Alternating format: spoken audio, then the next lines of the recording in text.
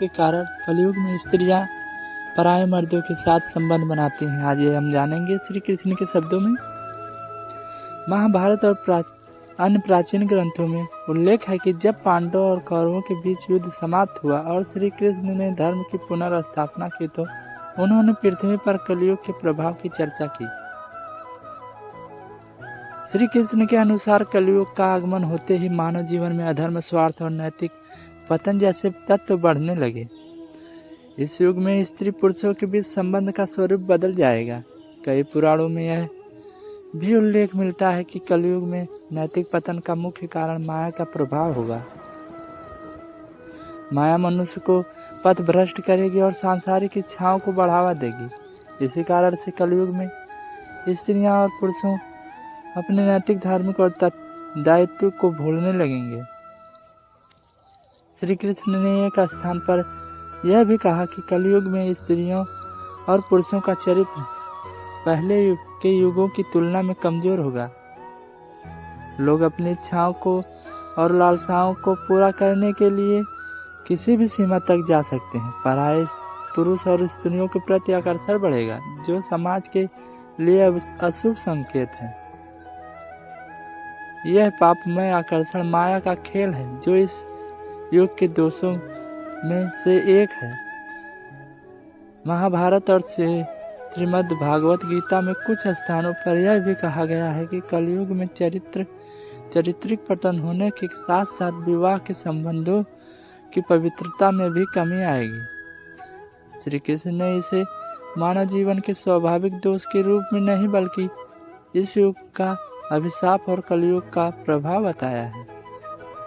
श्री कृष्ण ने यह भी समझाया है कि कलयुग में मनुष्य को ईश्वर का नाम लेकर माया के बंधन से मुक्त होने का प्रयास करना चाहिए। माया के बंधन में बंधकर जो भी संबंध बनाए जाते हैं वे अस्थिर और दुख का कारण बनते हैं। अतः श्री कृष्ण का संदेश यही है कि हर व्यक्ति को आत्मसंयम और भक्ति के मार्ग पर चलते हुए इस प्रकार के पतन से बचना चाहिए। स्त्री या पुरुष के किसी पर दोषारोपण से ज़्यादा महत्वपूर्ण यह है कि हम सभी अपने जीवन में धर्म और नैतिकता को बनाए रखें और माया के प्रभाव से बचें। श्री कृष्ण ने इस युग के दोषों के बावजूद यह उपदेश दिया है कि जो व्यक्ति भी अपने जीवन में भगवान की भक्ति और धर्म का पालन करेगा वह इन दोषों से मुक्त होकर मोक्ष की प्राप्ति कर सकेगा। श्री कृष्ण के कथनों के अनुसार कलयुग में स्त्री पुरुष संबंधों के विघटन और विचलन का मुख्य कारण नैतिकता और धर्म के पतन को माना गया है।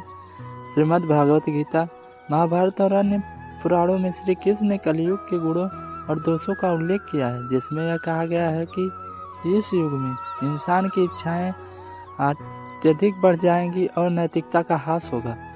इसके पीछे किसी विशेष श्राप की बात तो नहीं आती, लेकिन यह कहा गया है कि लोगों में पाप और अधर्म का विस्तार होगा और उनके मन में असंयमित होकर काम, क्रोध, लोभ आदि बुरी प्रवृत्तियों से भर जाएंगे। कलयुग के संदर्भ में श्री कृष्ण ने यह भी बताया है कि इस युग में मानव स्वभाव और नैतिकता का क्षय होगा। नैतिक आदर्शों और संबंधों में गिरावट के कारण पुरुषों और स्त्रियों के बीच शुद्ध और पवित्र संबंध प्रभावित होंगे और काम वासना का प्रकोप बढ़ेगा।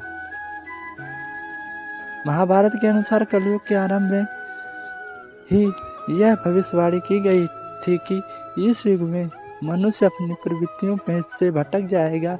इसके अनुसार स्त्रियां और पुरुषों के बीच पवित्र संबंध न केवल भोग और स्वार्थ का रूप ले लेंगे। तो दोस्तों, कैसी लगी आपको ये मेरी वीडियो?